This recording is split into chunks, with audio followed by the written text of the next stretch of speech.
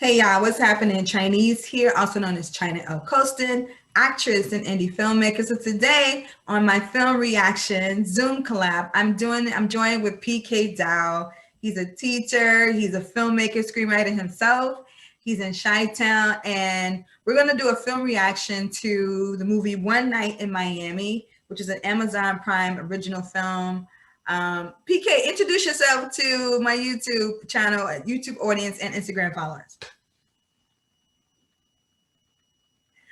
Oh, we What's can't up, hear you. China? Well, Okay, it's there a we go. wonderful introduction.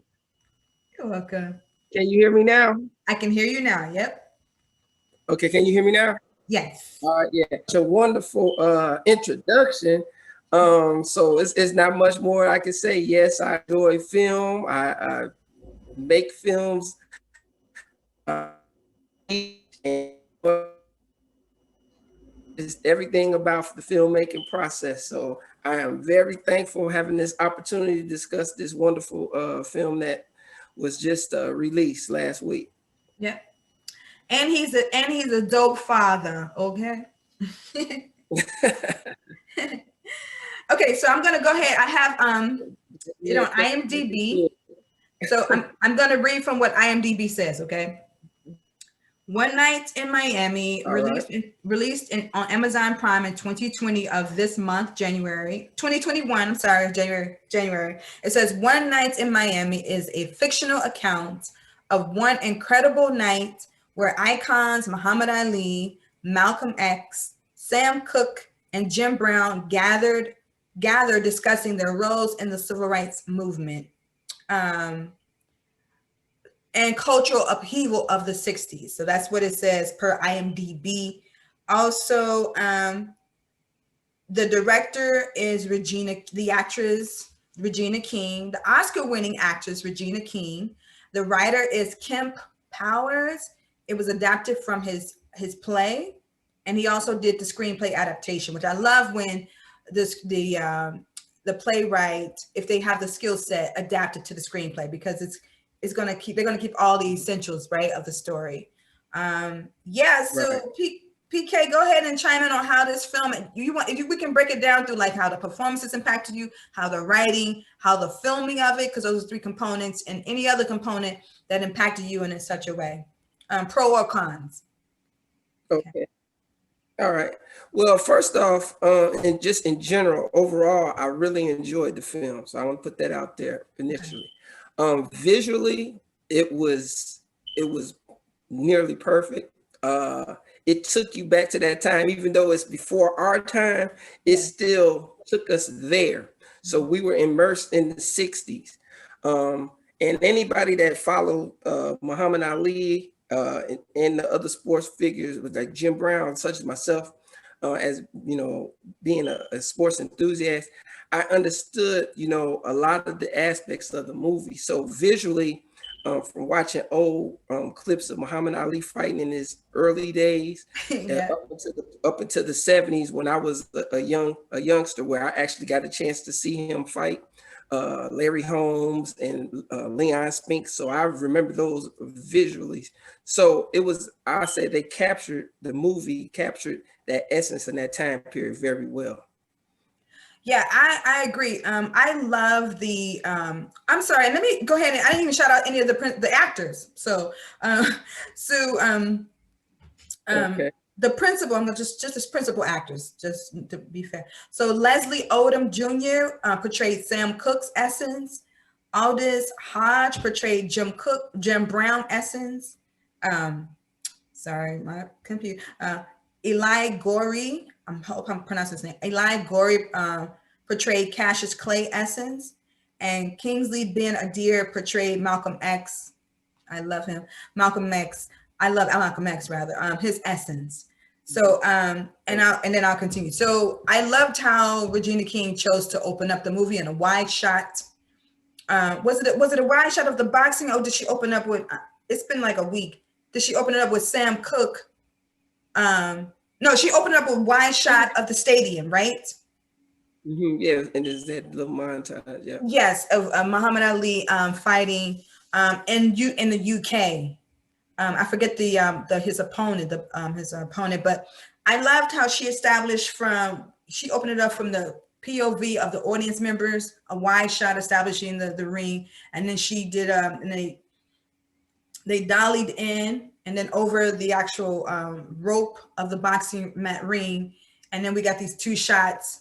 And then I love how she used slow motion depending on, like, you know, whether Muhammad Ali hit his opponent or opponent hit Muhammad Ali. So I like how she intermixed, you know, the slow-mo with real-time action, and going right to how Eli Gorey portrayed Cassius Clay I thought he really captured his essence. I mean, I was laughing right out the gate because I remember, like you as a child, my father is a big fan of Muhammad Ali, and the whole family would gather around and be like, Muhammad Ali fight is on, and we, you know, be excited to watch Muhammad Ali doing his thing with class and with humor and with agile. He was agile, right? He was real quick on his feet, and he talked shit, but he backed it up.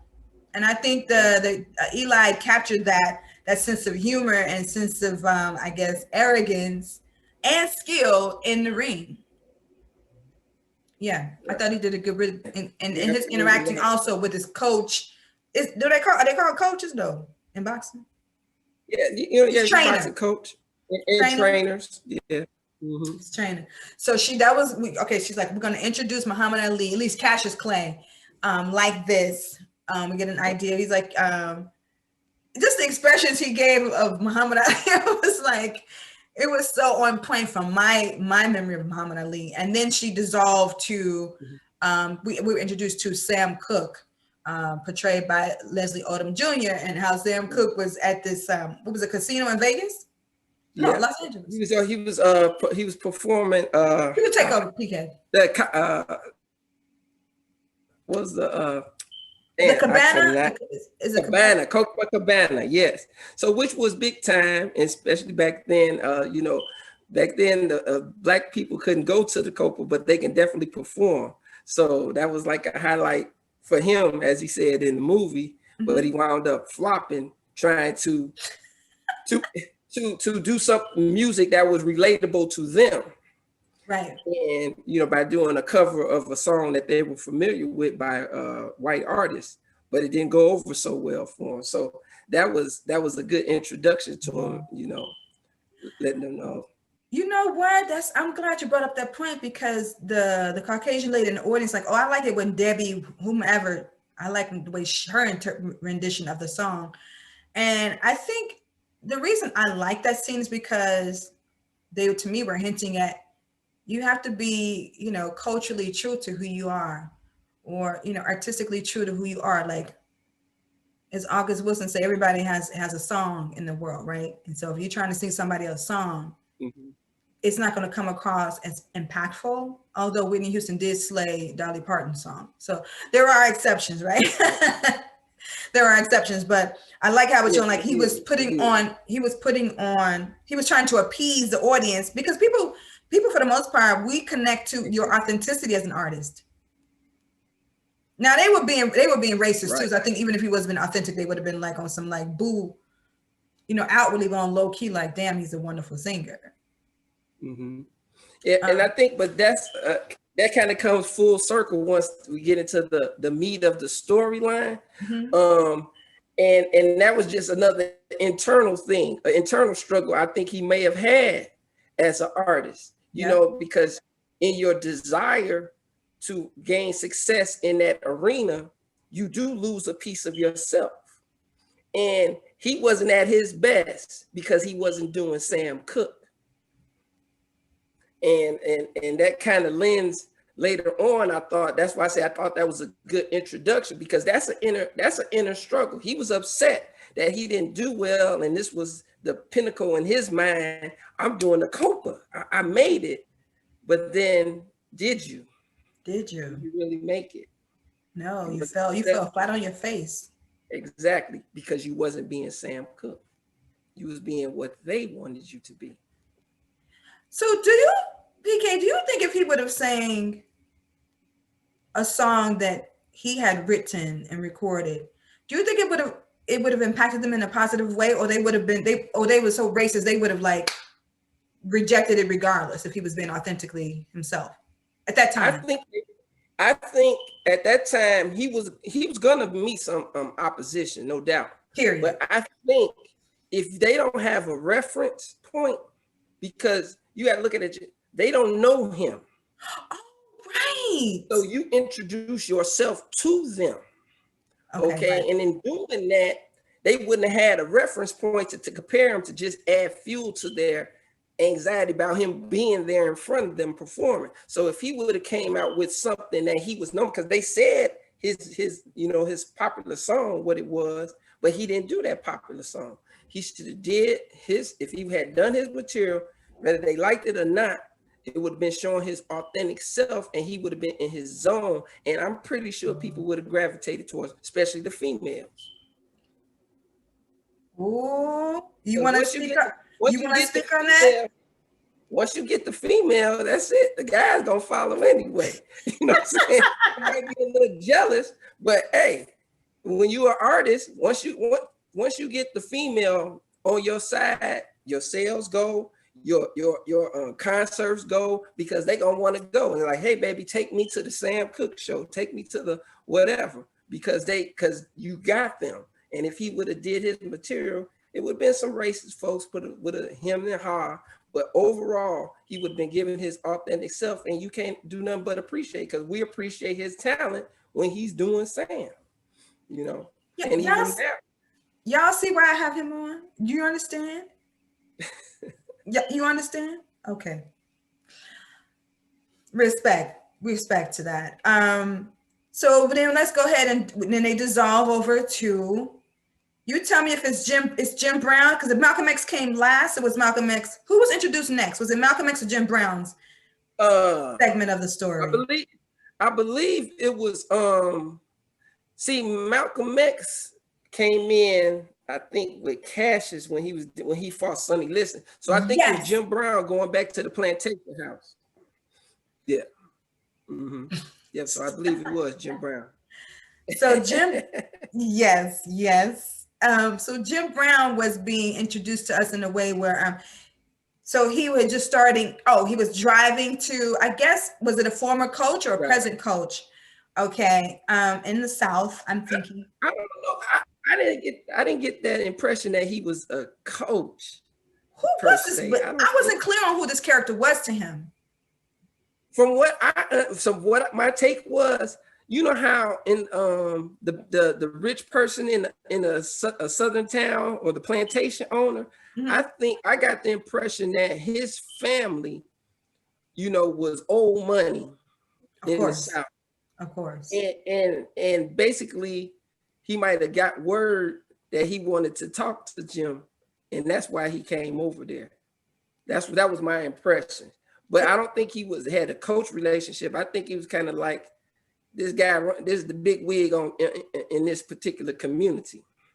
Okay. So this older person was a fan of, he knew Jim as a young boy and teenager man, and then he was proud of his success in the NFL, right? So because I'm thinking that if you succeed in the NFL and you're from a small town, that small town takes on pride because you're connected to their town, right? Mm-hmm. Yeah.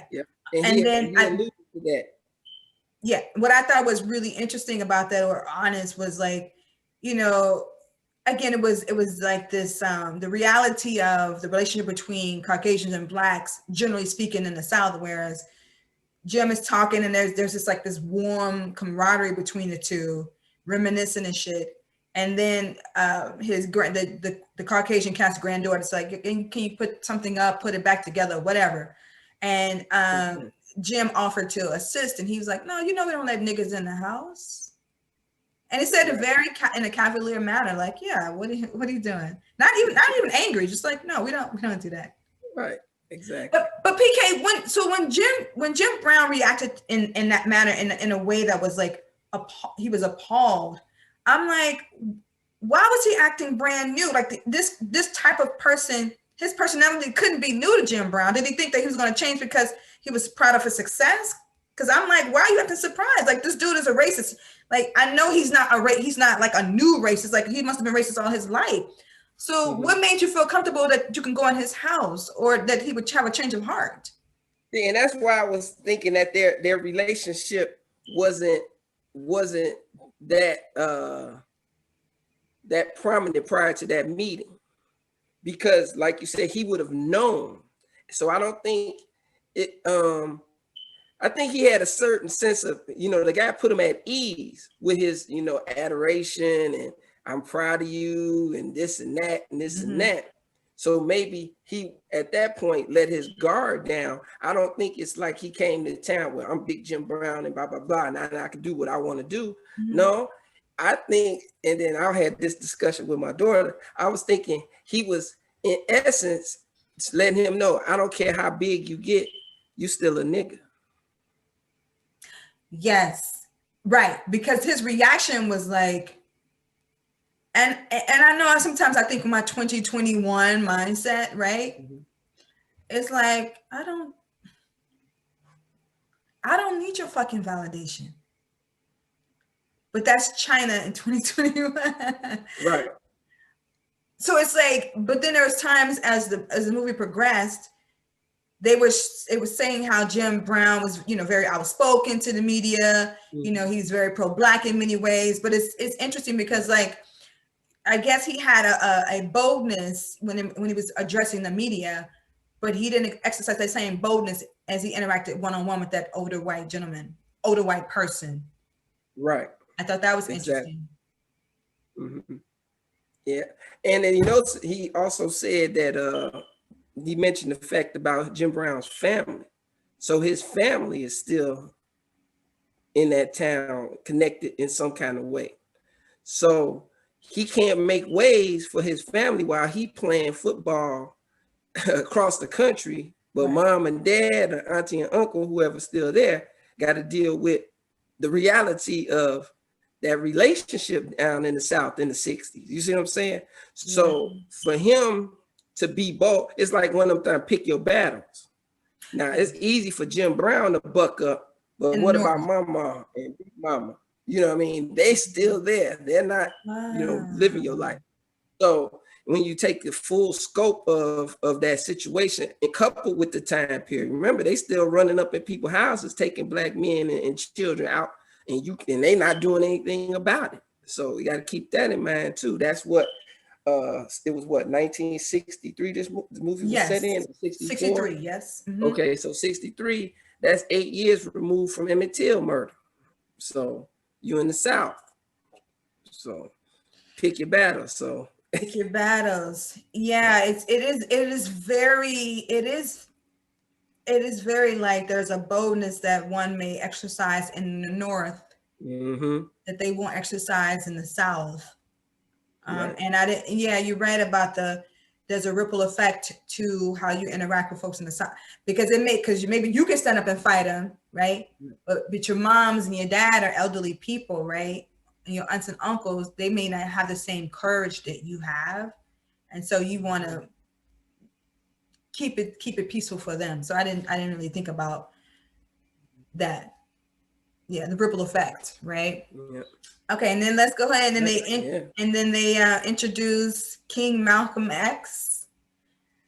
I have a soft spot in my heart for Malcolm X because his journey changed my mindset when I was 21. So anyway, it's enough about me. And they introduced Malcolm, like you said, they introduced Malcolm kind of through, he was at the Cassius Clay boxing match in the UK. Right. And then we were reintroduced to Malcolm. And you want to go and talk about how they reintroduced Malcolm X's character? Yeah, he was in the audience, taking pictures and enjoying the fight like everybody. Yeah. And Cassius Clay recognized him in the audience and acknowledged him. And he was proud of his accomplishments. So he was being a supportive friend, and still kind of being in the background as well, because I guess it was kind of inflammatory for him to be around these figures, by him having, the path that he was on. So It took a lot for Muhammad or, Cassius Clay to, consider and be open with their friendship, because, they always want to have you distance yourself from controversial figures. especially in the sports realm. We see that all the time, just like with Obama and the Reverend Wright situation. They was so adamant about him to denounce an individual for making a couple sermons, so that kind of aspect. So I could see he was keeping his distance, but yes, Sean, I'm here for you, Cassius. I'm supporting you. You my brother. And he's like, I told you, Malcolm, I told you, and I was like, and I mean, that was a bold statement. Like, yes, I'm his friend. I don't give a shit if you think ill of that. I don't care. I'm gonna let the world know that's my friend. And that really moved me, and how Malcolm smiled at him and he had his camera. It was like Malcolm being like the tourist and like an admirer of his skill set and of his person, right? Not just his skill set. This movie really, and then they all came together and met in a hotel. And Malcolm's motel, it wasn't a hotel, motel room. I think it was a segregated motel, right? And what was interesting and funny, one of the funny moments to me was when all the men gathered in Malcolm X motel room, and Jim Brown and Sam Cooke and even Cassius, Muhammad Ali, I'll keep saying Muhammad Ali, thought that they were about to meet up with some lovely ladies, have a good time, throw back a few. And Malcolm X was like, no, I got ice cream here, and let's just talk about how we can impact the civil rights movement in a positive way for the collective, not just us. And their reaction was priceless, right, PK? Right. It's like, I know we're about to get into some business, right? Ice cream? Really? That's all. We're gonna just talk. Right. What the ladies? And PK's being nice about how they said it. Yes. Right. Well, they was a little bit crass when they said what Jim Brown needed. And if you know his history, him and Fred Williamson, they was knocking them down. Excuse me, I'm sorry. No. What's so funny is we saw like this this kind of humorous side of Malcolm X in this film. Like we saw it. I mean, I love that the writer wrote this whole little ice cream. I have ice cream here. And it was almost like it was for Malcolm, it was like a big deal. And they're like, ice cream, dude, really? And he's like, it's vanilla. Right. And the irony of it being vanilla, right? Not chocolate ice cream. It was just, I love the little humor that was like like kind of dropped throughout the conversation to keep it light, because it was going to get heavy as it progressed, right? But I like it was a slow build. Don't hit them right out the gate, just slow. I have to say that we did forget one thing though. We forgot the interaction with Malcolm and his wife that preceded that. Yes, you're right. So was that via the phone call, or see? Because I should have watched it again just before. Was it? I remember the aspect from the phone call, but no, he had a speech. He had a speech at the Nation. Yes. And he came home late. That's what we forgot to address. And the importance of that meeting was expressed through her. I think through her character, the dire importance of that meeting and that interaction with Cassius Clay. Yeah. So what do you think about that? First of all, I love that this movie, the tone of the movie, I felt like it was a very intimate film, very quiet. I love the nuanced yet impactful interpretation of the character, because the young lady, her name is Joaquina Kalukanga. I don't know if I'm pronouncing her name right, but she portrayed the essence of Betty Shabazz. And she had a quiet strength and a tenderness and a sense of humor, right?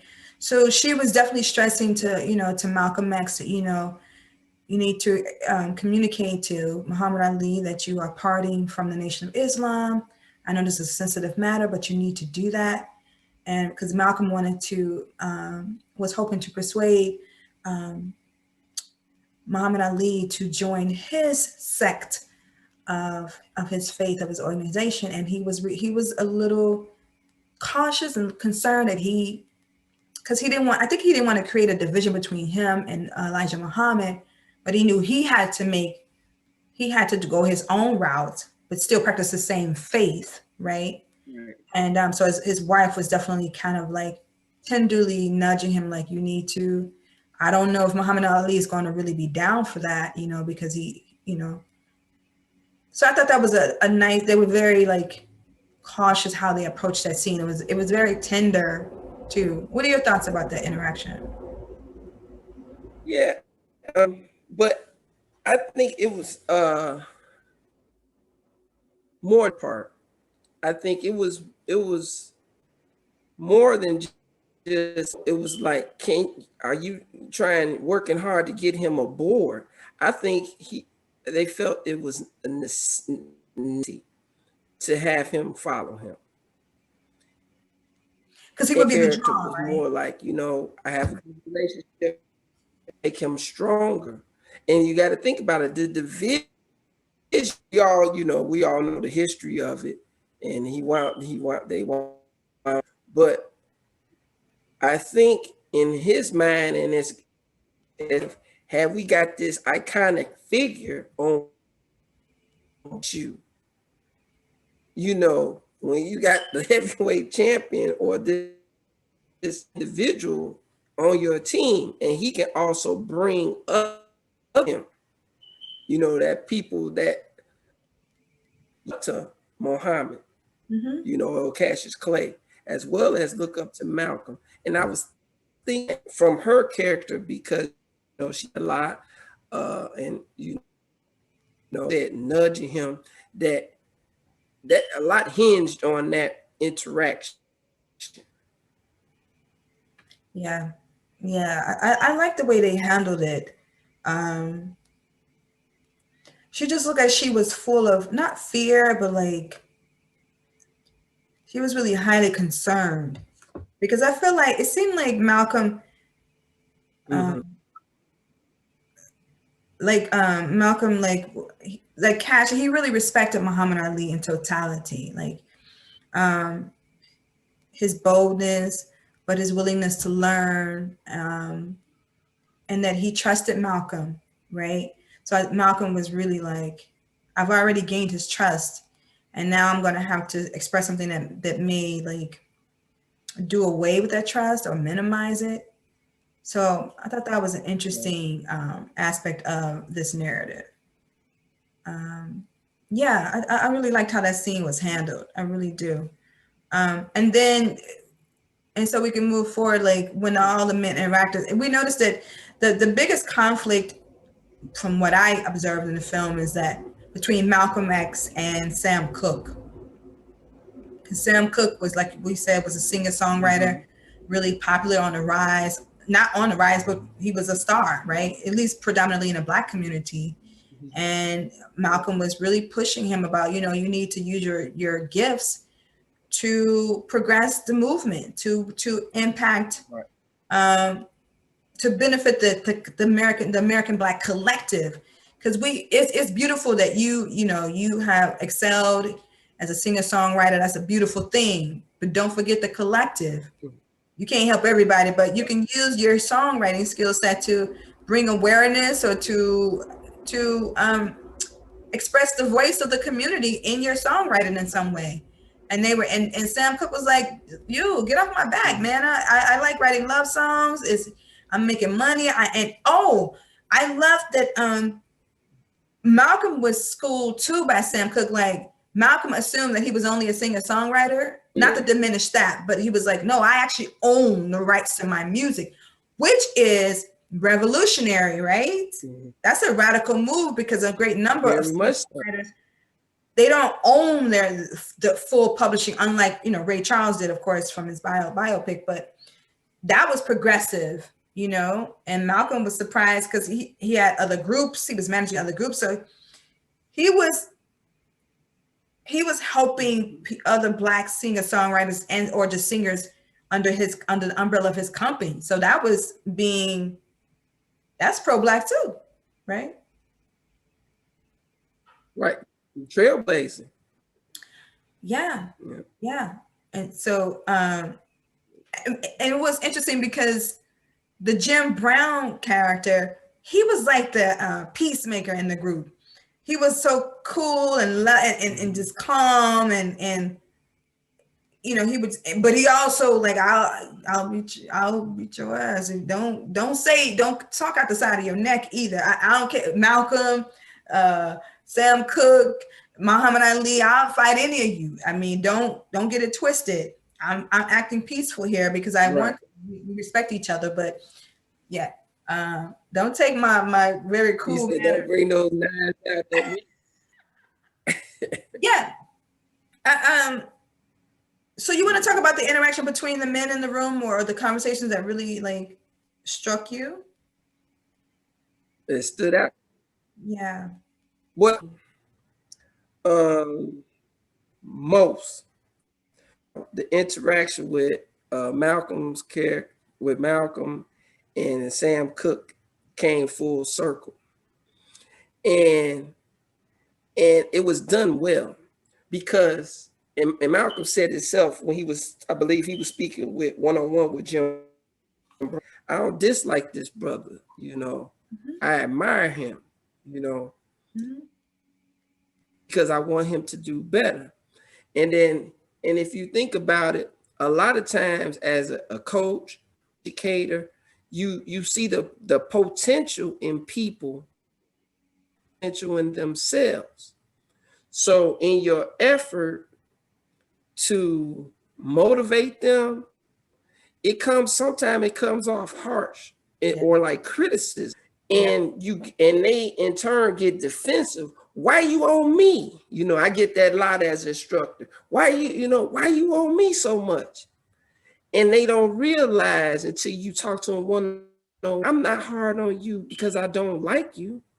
I'm hard on you much about you, and you don't realize how you can blow up, how you can take your education to another level, how you can take you to another level.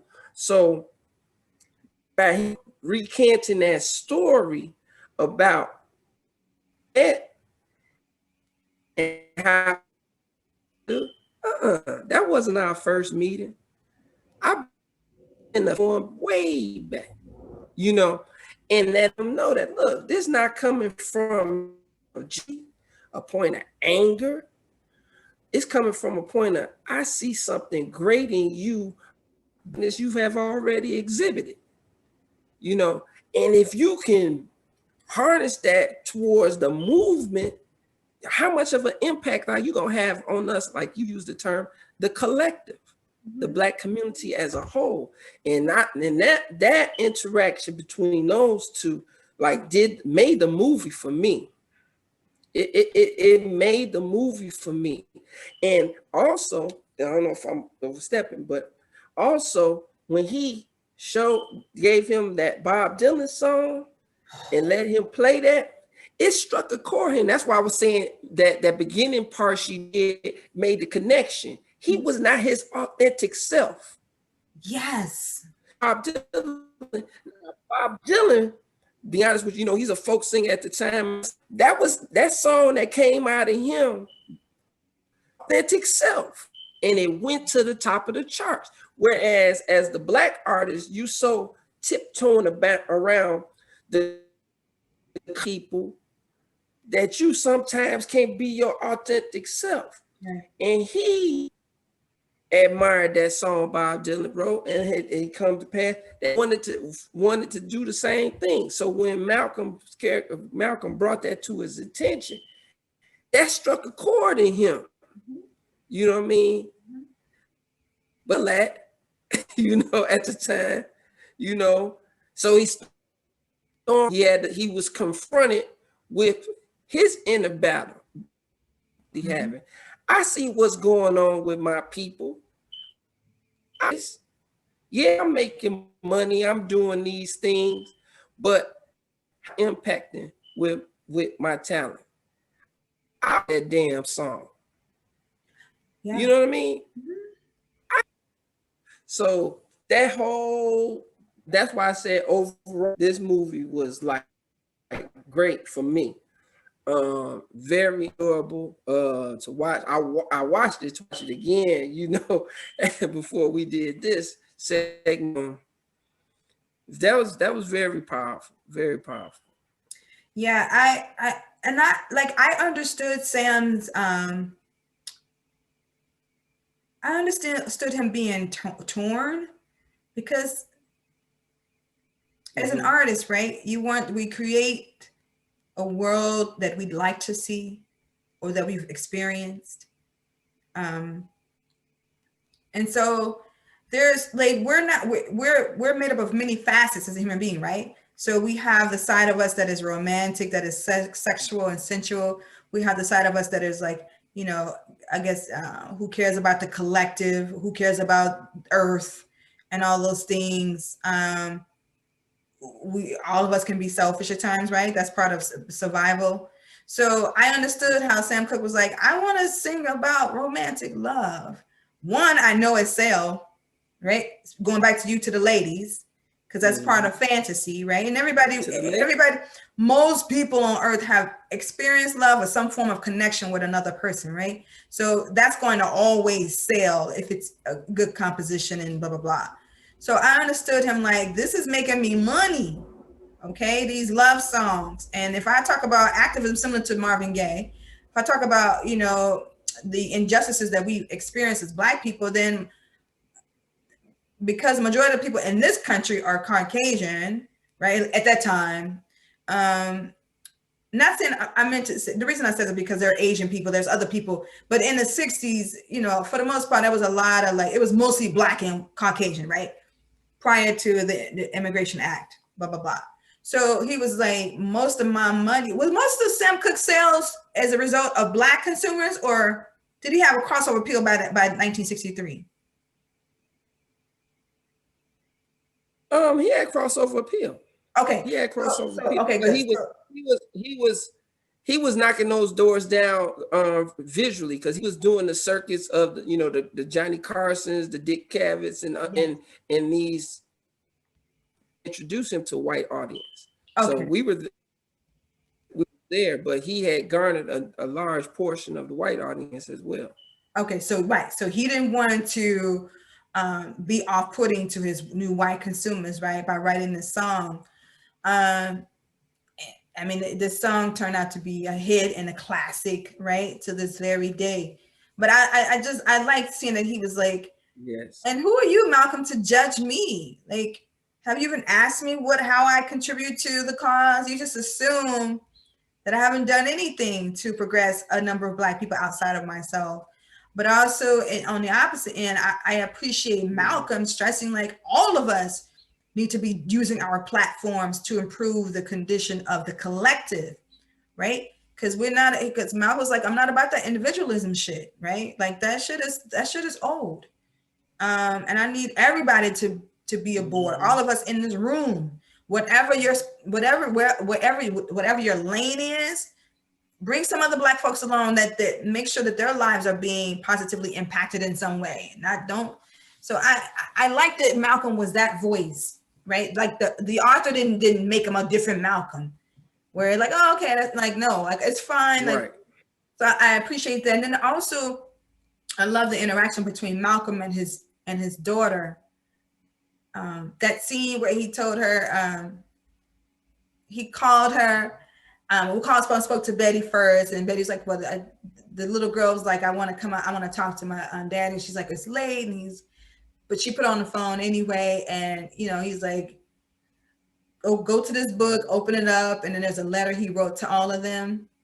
I mean, I was so moved by that, because I know based on the autobiography I read and then Spike Lee's adaptation, that Malcolm loved his children. He loved Betty Shabazz. Like there was no doubt about that. And so that scene just really supported. And I saw in an interview of the director, Regina King, and the writer and such, saying how the Malcolm's eldest daughter shared that interaction she had with Malcolm as a child. And so the playwright asked if it's okay to put it in the screen, and she said yes. And I'm glad they put that interaction, because we know that Malcolm loved his children and Betty Shabazz like strongly. So I thought that was a lovely touch to show Malcolm's gentle side. Also, too, in the interviews, I noticed that they were stressing how, you know, we don't really see this, we never seen this side of Malcolm, and I beg to differ. Now, Spike Lee didn't have this particular scene, of course, because it's a fictionalized scene, but I saw Malcolm's tenderness.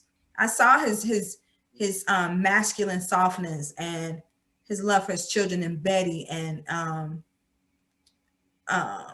laughing. So I mean, they explored it even, they expanded it even more, but just the idea of like, we've never seen the side of Malcolm. I'm like, who didn't see this? I've seen that side of Malcolm. What are your thoughts about that?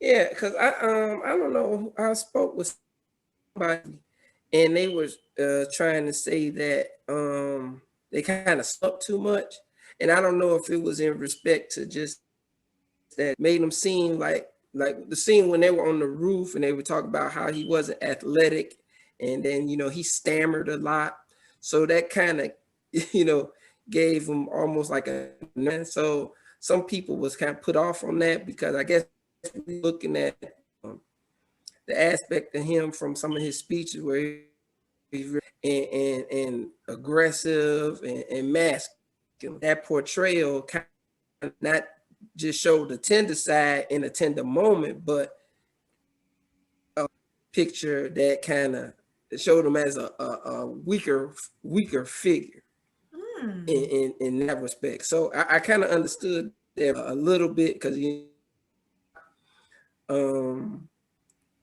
know, him and hide a little bit, and it didn't seem like that would be the reaction the real Malcolm X would have circumstances. But, you know, like I said, it's a movie. It was a fictional interaction and an encounter, so we can't be too picking on every minutia. But that is something that was brought up to me by somebody. You know, I looked at it, I overlooked it, I didn't, you know, give any weight to it. I still thought it, you know, it made the scenes flow and stuff. But overall, I was like, okay. I can see that, because we know Malcolm was also from the streets. Okay. So Malcolm was not no punk. Okay. He was very eloquent in his speech. Exactly. But Malcolm, I think what people really, well, I'll just speak for me, what really made me respect his journey is that he was a very balanced person, because he had, you know, started out a very smart young man, you know, and his dumbass teacher telling him he should be a carpenter. And no disrespect to being a carpenter, that's a wonderful trade. But if that's not your passion, and don't tell me that, right? Don't limit my possibilities, right? Or my skill set. Anyway, so I thought Malcolm has always been to me a balanced man. Like he can, you know, he was very articulate in his communication, but he also will fight your ass, right? Because he came from he was living and he was in the street life for a second, right? So, but that's what made him a balanced individual. And so many people could relate to, the intellectual could relate to him, the cats in the streets could relate to him, women could relate to him. I mean, so I can see somebody saying, like, y'all kind of made him a little not as, like, you know, tough as he could be, because I guess they're trying to stress his gentle side. Right. Any other interactions like between Jim Brown and Malcolm? Who? Jim Brown and Malcolm, when him and Sam Cooke. Between Malcolm and Jim Brown. Did you like that interaction? To be honest with you, I liked it, but then I was left wanting too. I felt that by Jim Brown being the only member, that his storyline was underdeveloped. And we didn't really get a grasp what was going on with him. You know, player, we knew he was transitioning to acting, you know, and those of us who He starred in some big movies. Him prior started a little film thing that kind of went bust, but they attempted. So he was an entrepreneur and a trailblazer in his own right.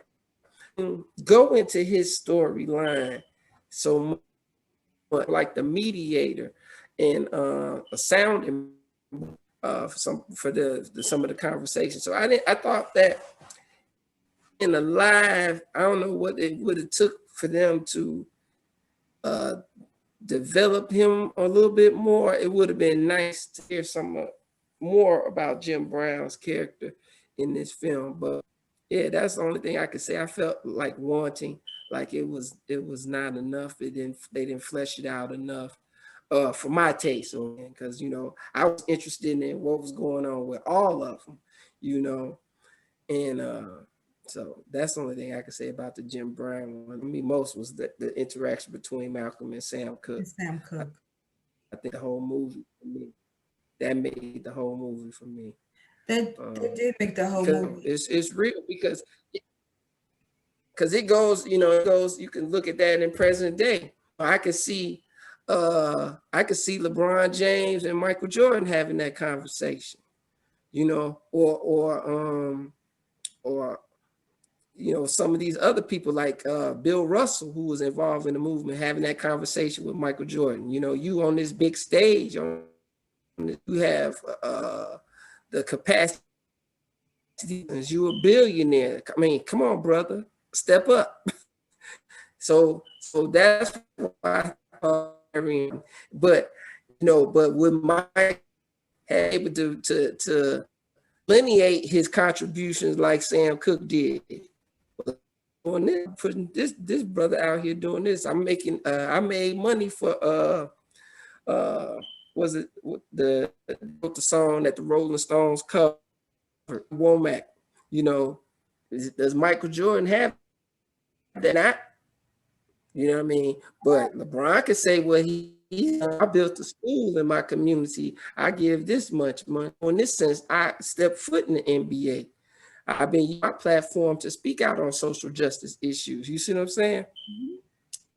That's why I think that conversation, back and forth, putting each other in place, but still coming together at the end. Like, look, we brothers. I love you. We need to do this. Our community needs us. People look up to us. Let's do it. The rest was history. Yeah. I appreciated too that the Jim Brown character and the Sam Cooke character talked about economic empowerment, and I think the Muhammad Ali character stressed it or brought up the point too that the conversation that Muhammad Ali and Sam Cooke had in the car about they won't give us power, and when he made that statement, I was like, well, nobody can give you power. Like, nobody can give you power, PK. Nobody can give China L Colston power. Like, I have to activate the power that's within me. Now, I think we can make more moves as a collective to impact. But the idea of, again, this is about me, my 2021 mind. But I think this, like, the idea of some other group giving you power. I mean, according to, Dr. Claude Anderson is like, if I'm racing you, I'm not going to give you a leg up. Now, I know that you have a leg up because I exploited your people, your ancestors. That's why I have an economic leg up, because of the exploitation of your ancestors, right? And that's why you back in the cut. But I think Malcolm was saying, no, we're not asking for power. If we come together with an agenda to impact the American Black community, then that's where the power lies. But to think some other group is going to give you power, right? I don't know if that's going to happen. Now I won't even talk about reparations, because anyway. But I just thought that was like, what are your thoughts? I think that's kind of, I don't want to say crippling, but it's like that. I don't know how effective that is, to think that some other people is going to give you. Thinking. Yeah, that's wishful thinking. Yeah. Yeah. So did you hear what I said? Yes, it's wishful thinking. Yeah. You Right. have. Is it that they didn't realize that they had power, that they could just bring their power together to make change in the community, or did they really feel like no, it took somebody outside of the community to make an impact? You know what? That conversation they had in the vehicle, if I'm not mistaken, Muhammad Ali was expressing to Sam that he had power. Mm-hmm. That you know, based on what he's done, you have power. You are powerful. And it's like, you know, what you can't wait to be given power that on you. You just have to do what you have to do to cultivate and bring it to the forefront. So, but yeah, that was pivotal, and that's why I was having a conversation with a person, and they was asking me, who you think was wrong, and I told them I felt they all were wrong, because from the standpoint what it would take for us to elevate ourselves in this society, all of those things, but then bridging it together with what Malcolm was talking about with the unity aspect. But the self-separate is not going to do anything for the totality. And you know, there's a quote that somebody said, no man can rise above the condition of his people. So I don't care if I get 10 Academy Awards, I got 50 Bentleys, it does not matter if still a man who worked and can't feed his family. And that's the thing. So we got to come all the people doing well as the people that may not be together on issues that we can elevate us all in some way or form or fashion. So that's why I was saying I felt that they were individually they were correct and they were wrong at the same time. The unity is the most important thing, because that's why, if you think about it, the assassination of Malcolm X, whether, you know, the nation was, you know, responsible or the FBI was in cahoots and caused to help exacerbate that fissure or not. The thing, whenever we come together outside for it can to disband it, either you're going to kill the leader or we're going to plant moles in to help it destroy and rot from the inside, because our unity is detrimental to this machine that we live in the United States. We were brought here to be the footstool of every culture that comes to these shores. So this society has set us up as the permanent underclass. So if you look at it, everything is done to make sure we remain the permanent underclass. Whenever an individual or a group of people clamor for rights at the expense of our rights are not etched in stone. They're easily eroded, and they're not enforced. So you can have anything on paper, but if you don't put the financial resources and the enforcement behind it, it means nothing. And as we can see, that's it. And so that's why the unity aspect, I think, in conjunction with the economic, in conjunction with the activism, in conjunction with the education, empowerment, all of this has to come together and work together in order to elevate us as a people.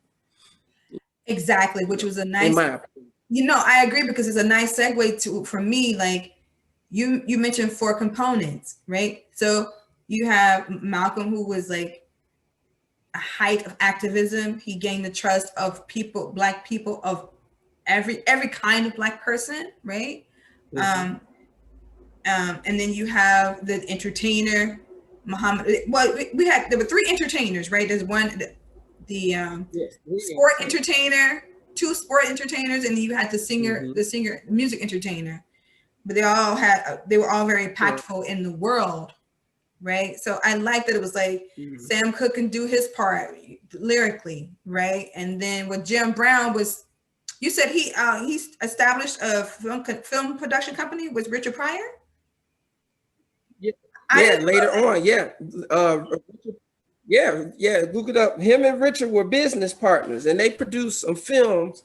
I forgot what was the big film they produced, but yeah, they started a movie company here. Richard Pryor and him. That was later on. But Jim Brown was instrumental because he played in The Dirty Dozen, Magnificent Seven.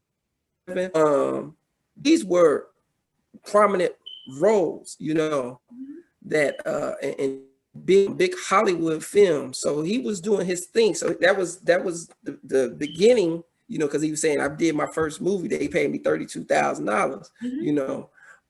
That was a big deal. Yeah. That was a huge deal. So he was a star. He had interactions with white women on film. These are things that was taboo in the early 60s. You know what I mean? So sexuality or sensualness of a Black man, especially one of a darker skin, and they kind of got into that huge thing, with him, Malcolm and him. We talk about, and I thought, okay, now that I brought that up, I thought he was dead wrong with that. Not dead wrong. No. Okay, light-skinned people do catch hell, but dark-skinned people, I think, catch more hell, even within their families. Agreed. Okay. Now, like with me, I'm dark skinned. I'm the darkest one in my family, right? And we got every like kind of color variation shade in between. But I was never I never felt any kind of negative way about being dark skinned. My sister, you had some pet names for me that I don't want to say, joking about it. But I never felt, maybe, because I wasn't a dark-skinned female or something. I don't know. But I wasn't impacted by it. And when I see dark women, I see the beauty in them.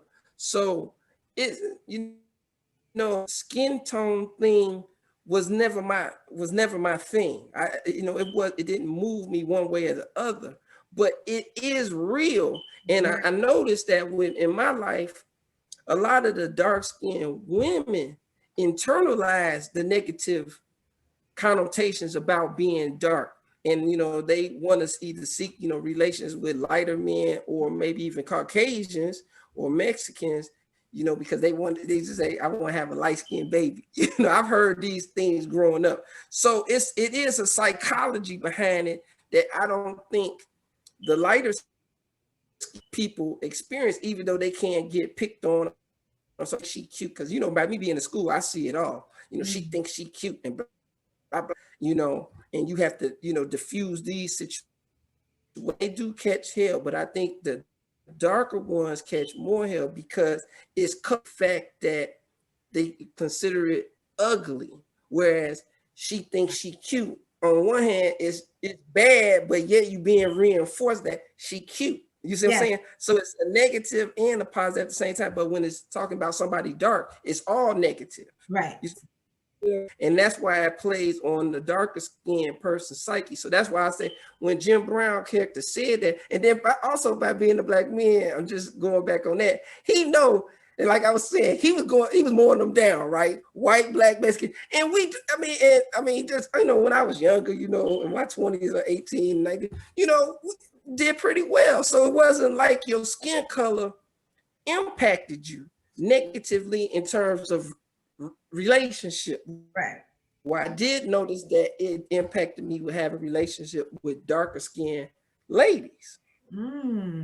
Because like I say, in that aspect that they're trying to move away from the darkness and they see you as bringing more darkness into to their lives, so to speak, from a yeah, point, procreation. you Yeah, know. yeah, But there's always variation. There's always some people that don't care, like, people that grew up like me, that right. families may have not been so color conscious, So that was my take with that. Yeah, I thank you for bringing up that interaction, because when Malcolm, Malcolm he didn't, oppose his observation. He just kind of like, like, because Yeah, we just said that, Jim Brown was basically suggesting, I noticed that, light skinned Black people do the most rah rah, and they're like the loudest activists, they're trying to prove something to Black people that, yeah, I'm just as down as you are, although I'm light skinned, because there's a preferential treatment that they, in the big scheme of things, that they get. It started on the plantation. And if I'm, some white folks feel more comfortable with light skin because they probably think, oh, you're light skin, that's somebody white closer, and there's a comfort, right? Although, Malcolm X was light skinned with red hair, but he was very pro-Black, and he clearly was Black. His father was Black, his mother was she biracial? Anyway, Malcolm was Black, and I thought that was an interesting point that Jim Brown raised, and Malcolm didn't fight him on it. He was pretty much like, that may play a little part on, my boldness. Although I think he had a bold personality, period. But even with the Angela Davis, and I think they're just at the core, they're fed up with injustice against Black people, and Black people of every hue. But it's not a stretch that is part of the motivation. I'm not going to sit on my privilege, if you can call it that, because light-skinned Black people are getting pulled over and shot too, right? But exactly. Right, but I thought that was an interesting point he raised, and I like that Malcolm didn't fight him. It was kind of like, well, right, maybe a little bit. Mm-hmm. And let's talk about the Muhammad Ali character. Like his when he discovered that Malcolm was parting from the Nation of Islam, he felt like Malcolm had betrayed him, or betrayed his trust a little bit, not crazy with it, but he was hurt. And I like the vulnerability that he conveyed in his eyes, when like, how could you not share this with me? Like, I trust you. And I thought that was so beautiful. And Malcolm's reaction was, he was really hurt too. Like, I would never, if I did anything to offend you. I mean, that was like, I think I started crying, because I'm like, I don't ever want to see Malcolm crying. Like, I can't do it, because like his life just impacted me in such a way. It's like, I don't make him cry. Like, he loves all of us. He's, and it was like, I made it all personal, but I thought that was it was a nice exchange, because Malcolm did care about Cassius. He respected him, and he didn't want him to think that, like, no, I would never try to betray our trust. It's just, this is a route that I have to take because of what I discovered about Elijah Muhammad. I don't want to rock with him anymore. Right. I can't. My wife and I don't want to do it. We still want to practice our faith, but I don't have peace about it. And, Yeah. You want to talk about the performances? Performances, I think were great. I think I like Sam Cooke's character a lot.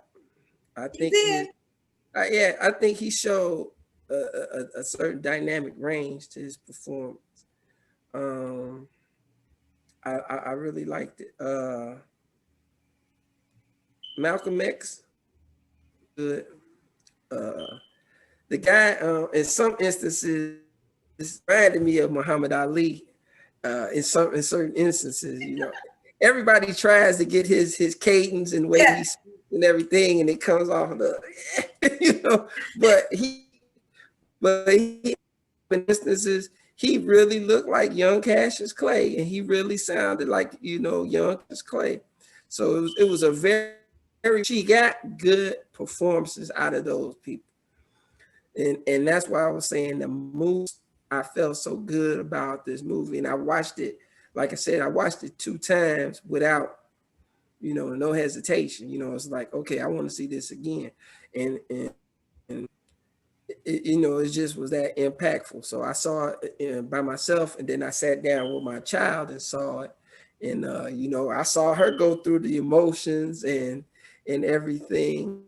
When he sang "Change Gonna Come," that kind of struck a chord with both of us, because my daughter saw Malcolm X, and that movie, to me, that movie is tied emotionally that Malcolm X, and when you hear it, it evokes it evokes a emotional response from me, and my daughter was sitting there crying, but it was a good experience. Like I said, the performances were outstanding, and I really enjoyed this. I recommend that movie. I didn't get a chance to see it, and then I look forward to hearing about some of the people who comment on your channel about their impressions of the movie as well. I like to hear some of their feedback. Yeah, I love the performances. The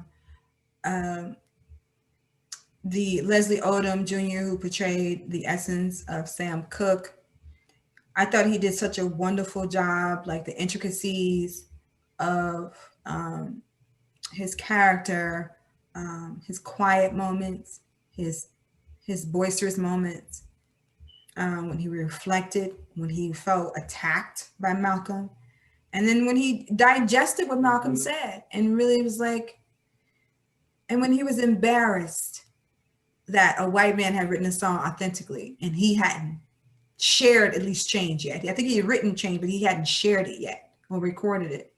So I like seeing how he was just like, he was ashamed that he didn't execute that courage to do this, right? I thought that was a really lovely moment, and how he was just like just running off at the mouth, just talking shit, and he was not intimidated by Malcolm. We as the movie progressed, we understood that he respected Malcolm in totality, what Malcolm had contributed to our community and to the world. So everybody respected each other, despite their like being at odds with one another over the approach or lack of, or not being as active as one should be, or overactive and things like that. We still got at the core that they all respected each other's essence and how they excelled in their different lanes. That was very clear. I thought that the actor who portrayed Malcolm, I thought he did a great job. He definitely showed, the essence of Malcolm that I've seen in documentaries, like the tenderness, the masculine tenderness of Malcolm, the sense of humor that Malcolm possessed, and the passion and fire that we saw a lot. And it was justifiable fire too. And I like that his the ice cream scene was, I like that moment. I loved it because it was like, does Malcolm just like, what it's with ice cream? It was so cute. It was so endearing, and I liked how he interacted with Betty Shabazz. Yeah, I thought he did a really lovely job. Really, really did. I agree with you that when Sam Cooke, that scene, when we get to the part where Sam Cooke is singing "Change Is Gonna Come," I immediately thought about Malcolm, and I began to cry because, again, I know Regina King directed this, but I'm sorry, but it took me right to Malcolm X, Spike Lee's Malcolm X, because again, that song "Change" will always, for me, be connected to Malcolm X's death, because it happened right prior to his death. He was most vulnerable in that moment. Right. So I'm going to always cry because I want to think about, Malcolm is about to die, right? So Spike Lee showed up in this movie, period. It just did, no, not subtracting from Regina King's interpretation as a director, but I thought that was, I was sobbing, like ugly crying, okay? And then I love the actor who played Jim Brown. I love his interpretation. He was very, like I said, calm and collected, and very like pensive, really like thinking about what has been said, and being careful of what he says and how he speaks to Malcolm, and to, but he also had a strength, like I'll fight you too. So I thought that was a nice balance in his interpretation. We know that he loved the ladies. That was very clear. Well, all the men loved the ladies, but he was more like conspicuous about his love for certain kind of ladies who don't possess melanin, all this good melanin.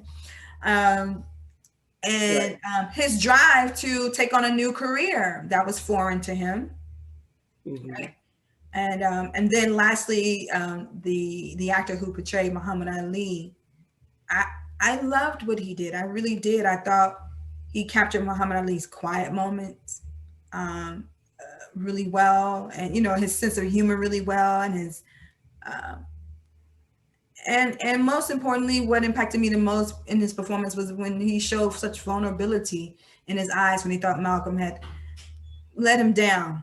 I thought that was really, because to see Black men convey masculine fragility and humor and power, it's a really lovely balance to experience, to witness as a viewer. So I think all those 4 actors did a really good job of capturing their essence within this story.